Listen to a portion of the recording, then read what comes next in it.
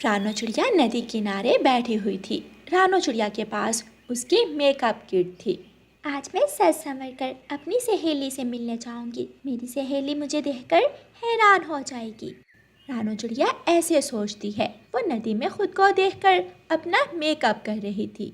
पेड़ के पीछे एक काली कौवी छुपी हुई थी, जो कब से रानो चिड़िया को देख रही थी। मैं इस चिड़िया का मेकअप चुरा लूंगी। जैसे ही रानो चिड़िया अपना ध्यान दूसरी तरफ करती है, गोरी कौवी पेड़ के पीछे से अपना पंख निकालकर रानो चिड़िया की मेकअप किट चुराकर भाग जाती है। मेरी मेकअप किट कहाँ गई? शायद नदी में गिर गई है।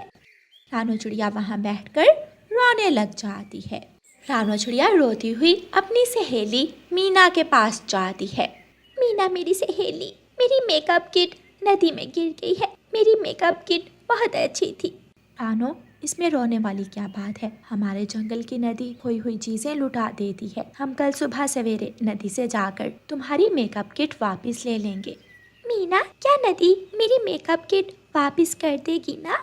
हाँ, क्यों नहीं। अभी कुछ दिन पहले मेरा कंगन नदी में गिर गया था। मैंने नदी से अपना कंगन वापस मांगा तो नदी ने मुझे लुटा दिया था।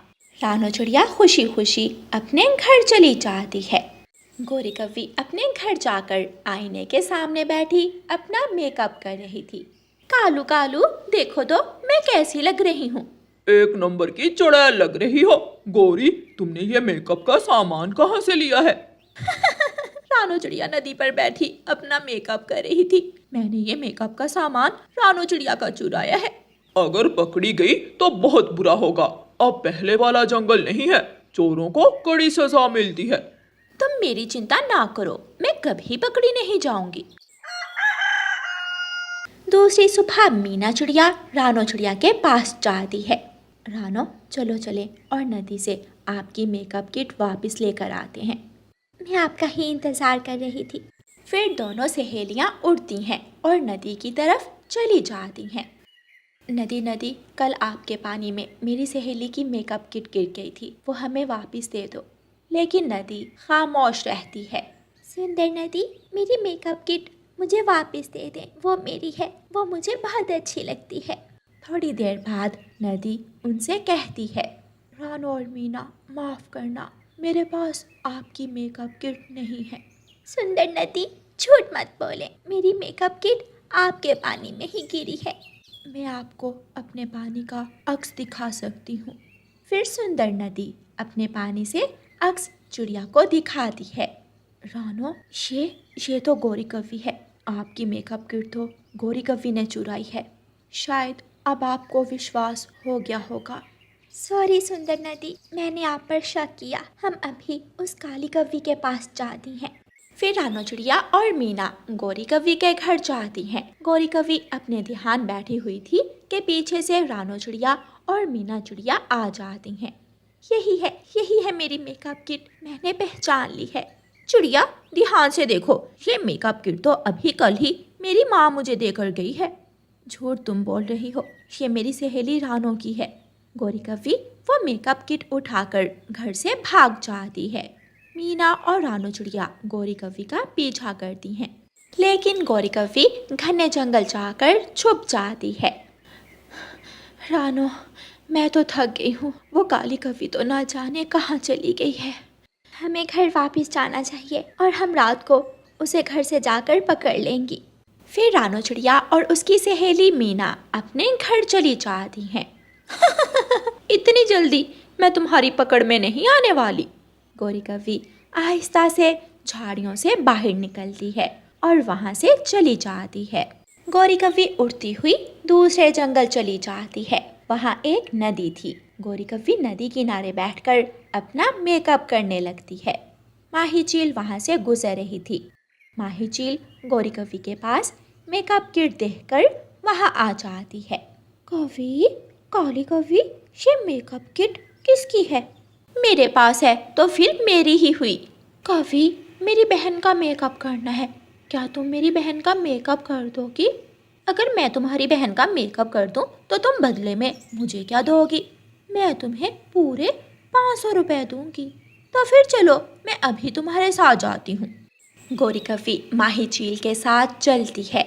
अपने घर जाकर माही चील गौरी कव्वी से कहती है, तुम यहाँ बैठ जाओ, मैं अभी अपनी बहन को बुलाती हूँ, जल्दी आना, मेरे पास टाइम नहीं। माही चील अपने साथ वाले घर में जाती है। बहन बहन, एक काली कव्वी के पास मेकअप किट है, आप आकर उस कव्वी से अपना मेकअप करवा लें। Makeup kit? वो मुझे लेनी है, मैं तो बचपन से ही मेकअप किट के सपने देख रही हूँ। चील बहन अपनी बहन के साथ जाती है। कव्वी कव्वी, ये मेकअप किट तुम मुझे दे दो, मैं अपना मेकअप खुद ही कर लूँगी। ना ना, मैं ये किसी को नहीं दूंगी। तो फिर जान से जाओगी। गौरी कव्वी मेकअप किट उठाकर भागती है। दोनों चीलें गौरी कव्वी के पीछे लग जाती हैं। गौरी कव्वी मेकअप किट झाड़ियों में छुपा देती है और फिर से भागती है। आगे से आकर एक चील गौरी कव्वी को पकड़ लेती है और उसे मारने लगती है। तो बड़ी तेज बनती है, तुझे तो मैं छोड़ूंगी नहीं। मुझे मत मारो, मुझे छोड़ दो, मुझे छोड़ दो। पहले बताओ मेकअप किट कहाँ है? मैं भागी आ रही थी कि वो मुझसे गिर गई और नदी में बह गई। दोनों चीलें गौरी कव्वी की खूब पिटाई करती हैं। चल भाग, जल्दी से अपने घर भाग जा, अगर पीछे मुड़कर देखा तो हम फिर से तुझे पकड़ लेंगी। मार खाने के बाद गौरी कव्वी अपने घर वापस चली जाती है। रात को गौरी अपने घोंसले में लेटी हुई थी। गौरी, तुम्हारे चेहरे पर ये निशान कैसे हैं? कुछ नहीं, चील से झगड़ा हो गया था, 2 मैंने लगाई और 2 उसने लगा दी मेरे। लेकिन मेकअप किट मैंने भी झाड़ियों में छुपा दी है, सुबह जाकर लाऊंगी। दूसरी सुबह रानो की सहेली सुबह सवेरे ही दाना लेने जा रही थी कि झाड़ियों में पड़ी मेकअप किट वो देख लेती है। अरे, ये मेकअप किट तो मेरी सहेली रानो की है, मैं ये ले जाती हूँ और रानो को दे देती हूँ। मीना वो मेकअप किट उठाकर ले जाती है। रानो चिड़िया अपनी मेकअप किट देखकर बहुत खुश होती है। शुक्रिया मीना, मुझे मेरी सुंदर मेकअप किट ढूंढ कर ला कर देने के लिए। जब गौरी कव्वी झाड़ियों की तरफ जाती है तो वहाँ कुछ भी नहीं था। गौरी कव्वी रोने लग जाती है। इतनी मार खाई, बेइज्जती करवाई, सब किया, लेकिन वो मेकअप किट मुझे ना मिली। गौरी कव्वी रोती हुई वहाँ से चली जाती है। सामने नदी किनारे बैठी हुई रानो चिड़िया अपना मेकअप कर रही थी। वो गौरी कव्वी को देखकर कहती है, गौरी कव्वी, सुना है माही चील तुझे मेकअप करवाने ले गई थी, लेकिन तुम्हारा ही मेकअप कर दिया। ये सुनकर गौरी कव्वी काएं काएं करती हुई झाड़ियों की तरफ चली जाती है। प्यारे दोस्तों, इस कहानी को लाइक, अपने दोस्तों के साथ शेयर और चैनल को सब्सक्राइब करना बिल्कुल मत भूलना। आपका धन्यवाद। जंगल में सन्नाटा था। मिठू तोता तो थोड़ी सी भी बारिश से डर जाता था। वो अपने घर की खिड़की में बैठा हुआ बारिश को लगातार देखे जा रहा था। वो बहुत डरा हुआ था। बारिश हो या तेज धूप, उन कौवों का तो काम ही सोना था। उन्हें क्या, जंगल में बारिश हो या सूखा, 2 वक्त का भोजन चुरा कर खाना और सोना, बस 2 ही काम थे उनके। कबूतर को बारिश का मौसम पसंद था। वो अकेला ही था जो तेज बारिश में भी अपने घर के सामने बैठा बारिश में भीग रहा था। माँ चिड़िया अपनी बेटी गुड़िया के साथ अपने घर में सुरक्षित बैठी हुई थी। लंबे दुखों और कई मुसीबतों के बाद जाकर मम्मा चिड़िया को बारिश के मौसम में ऐसे निश्चिंत होकर बैठना नसीब हुआ था। मम्मा, क्या कभी आप पर मुश्किल समय आया है जब आप बहुत परेशान हो? हाँ गुड़िया बेटी, मगर मैंने मुश्किल समय का मुकाबला किया, हिम्मत से, बहादुरी से, और मुश्किल समय गुजर गया। बताइए मम्मा, मुझे भी बताइए, वो मुश्किल समय कैसा था, क्या हुआ था? ये तब की बात है जब आप अभी अंडे में ही थी। मैंने बहुत मुश्किल से, मेहनत से अपना एक टिंकों का घोंसला बनाया। मेरा पड़ोसी पेड़ बड़ा है, ये मुझे इस तेज़ धूप से बचाएगा, और फिर जब मेरे अंडे से मेरा बच्चा निकल आएगा तो मैं अपना घोंसला किसी दूसरे पेड़ पर बना लूँगी। मैं ऐसा सोच ही रही थी कि वहाँ एक इंसान आ जाता है जिसे देखकर मैं बहुत डर जाती हूँ। उसके पास एक कुल्हाड़ा भी था। वो इंसान मेरे पड़ोसी पेड़ के पास आकर रुक जाता है और अपने कुल्हाड़े से उस पेड़ पर वार करता है। मैं जल्दी से उस इंसान के पास गई। इंसान, कृपया करें इस पेड़ को ना काटिए। ये पेड़ मुझे साया देता है। मेरा घोंसला साथ वाले पेड़ पर है। अगर ये पेड़ कट गया तो मैं सारा दिन धूप में झुलस जाऊंगी। मेरी बात सुनकर वो इंसान ज़ोर ज़ोर से हंसने लगा। मैं समझी वो खुश हो गया है, मगर वो तो मेरा मजाक उड़ा रहा था।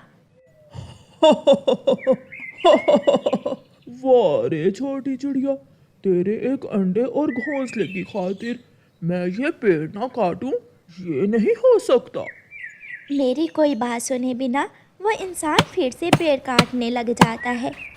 पेड़ कट जाता है और वो इंसान पेड़ को लेकर चला जाता है। सूरज मेरे सर पर था और धूप इतनी तेज कि मेरे पंख झुलस रहे थे। तो मम्मा, आप नदी पर जाकर ठंडे पेड़ की छांव में बैठ जाती। मैं अपना अंडा छोड़कर कैसे जा सकती थी, और अगर जाती तो मेरा अंडा खराब हो जाता और मुझे मेरी सुंदर बेटी कहाँ से मिलती। तो फिर आपने वो सारी धूप मेरे लिए बर्दाश्त की। धूप तो कुछ दिनों की थी, उससे बढ़कर वो रात आई जब तेज़ बारिश के साथ जंगल में तूफान आ गया। मेरा घोंसला इस तेज़ हवा से टूट जाएगा, मुझे यहाँ से जाना होगा। ये सोचकर मैंने अपना घोंसला उठाया और वहाँ से थोड़ी दूर एक बड़े पेड़ के नीचे जाकर बैठ गई। मैंने 2 दिन से कुछ भी नहीं खाया था। मम्मा, बारिश के मौसम में तो भूख भी ज़्यादा लगती है। सुनो तो। मैंने अंडे के ऊपर कुछ पत्ते रखे और अपने लिए दाना ढूंढने चली गई। बारिश में दाना ढूंढना बहुत मुश्किल होता है। जब मैं काफ़ी देर बाद उस जगह वापस आई तो मेरे घोंसले में मेरा अंडा नहीं था। मम्मा, मतलब मुझे कोई उठा कर ले गया था। अच्छा ही हुआ जो मैं बच गई। अगर वो पक्षी मेरे ऑमलेट बनाकर खा जाता तो आज मैं यहाँ ना होती। ये सुनकर मम्मा चिड़िया हंसने लग जाती है। मैं बहुत रोई, बहुत शोर मचाया, मगर वहाँ कोई भी नहीं था और मैं उदास मन के साथ वहाँ बैठ गई। बारिश रुक जाती है। अगली सुबह बहुत रोशन थी। मैं नए जज्बे और जोश के साथ अपना अंडा ढूंढने निकली। मैं पड़ोसी कबूतर के पास गई। कबूतर चाचा, मेरा अंडा कहीं खो गया है। क्या आपने देखा है मेरा अंडा कहीं? चिड़िया, मैं तो सारी रात बारिश में नहाता रहा और फिर सो गया था, मुझे नहीं मालूम। मैं और भी परेशान हो गई। फिर मैं तोते के पास गई।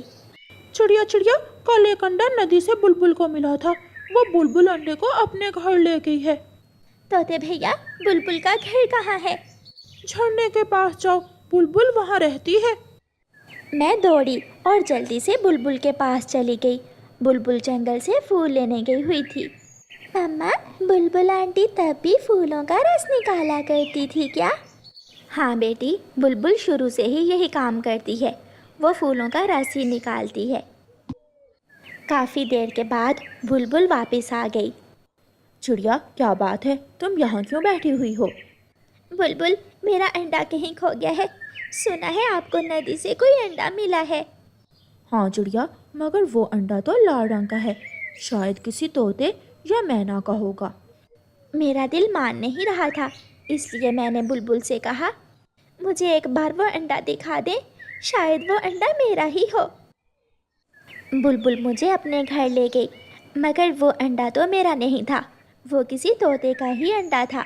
मैं मायूस होकर वहाँ से वापस आ जाती हूँ। मैंने सोच लिया था कि अब दोबारा मुझे मेरा अंडा कभी नहीं मिलेगा। मैं नदी किनारे बैठकर रोने लग गई। तभी वहाँ एक कौवी आती है। चिड़िया चिड़िया, तुम क्यों रो रही हो? कौवी, मेरा अंडा कहीं खो गया है, मैं इसलिए रो रही हूँ। सफ़ेद छोटा सा पेड़ के नीचे, वही था ना तुम्हारा अंडा? कौवी की बात सुनकर तो मेरा दिल ज़ोर ज़ोर से धड़कने लगा। हाँ हाँ, वही वही है मेरा अंडा। तुम्हारा अंडा मेरे पास है, मगर ऐसे मैं तुम्हें वो अंडा नहीं दूंगी। पहले तुम्हें मेरे लिए एक सुंदर सा लकड़ियों का घर बनाना होगा, फिर मिलेगा तुम्हें वो अंडा। मैं सब करूँगी, मैं बनाऊँगी, मगर कौवी, तुम मेरे अंडे की रक्षा करना। अंडे की तुम चिंता ना करो, मैं अंडे की अच्छे से हिफाजत करूँगी। और तुम वो सामने वाले पेड़ पर मेरे लिए घर बनाओ। मैंने जल्दी से कव्वी के लिए घर बनाने का काम शुरू किया। मैंने लकड़ियों का घर बनाना अपनी माँ से सीख रखा था। मम्मा, क्या नानो भी लकड़ियों का घर बनाया करती थी? हाँ गुड़िया बेटी, आपकी नानों का बनाया हुआ घर दूर दूर से पक्षी देखने आते थे। मम्मा, फिर क्या हुआ? एक बार उठो बेटी, घोंसला दूसरी तरफ कर दे, खिड़की से बारिश का पानी अंदर आ रहा है। वो माँ बेटी अपना घोंसला उठाकर खिड़की से दूर करती हैं। मम्मा, फिर क्या हुआ? मैंने दिन रात लगाकर उस कव्वी के लिए घर बनाया। घर तो बहुत अच्छा बनाया है तुमने। अब आप अपना वादा पूरा करो और मुझे मेरा अंडा दे दो। फिर वो कव्वी एक टोकरी लाती है जिसमें मेरा अंडा था। मैं वहाँ से गुजरी तो ये अंडा बेआसरा पड़ा था। मैं इसे उठाकर अपने साथ ले आई। मैं अपना अंडा सुरक्षित देखकर बहुत खुश थी। और फिर दूसरे ही दिन उस अंडे से मेरी गुड़िया बाहर आ गई और मेरी ज़िंदगी में खुशियाँ ही खुशियाँ लौट आईं। मैंने अपना नया घर बना लिया और तब से मैं अपनी बेटी के साथ इसी घर में रहती हूँ। ये सब सुनने के बाद गुड़िया रोने लग जाती है। मम्मा, माँ बाप को अपने बच्चों को पालने के लिए बहुत दुख सहना पड़ते हैं। मम्मा, मैं हमेशा याद रखूँगी कि आपने मुझे पालने के लिए जो कुछ किया। नहीं बेटी, ये तो हर माँ बाप का फ़र्ज़ होता है, क्योंकि माँ बाप को ये सब करके खुशी मिलती है। फिर गुड़िया खिड़की में बैठ जाती है और खिड़की से बाहर जंगल को देखने लगती है। उसे हर तरफ अपनी मम्मा अपना अंडा ढूंढते हुए दिखाई दे रही थी। वह अपनी मम्मा की ज़िंदगी पर बहुत गर्व महसूस कर रही थी।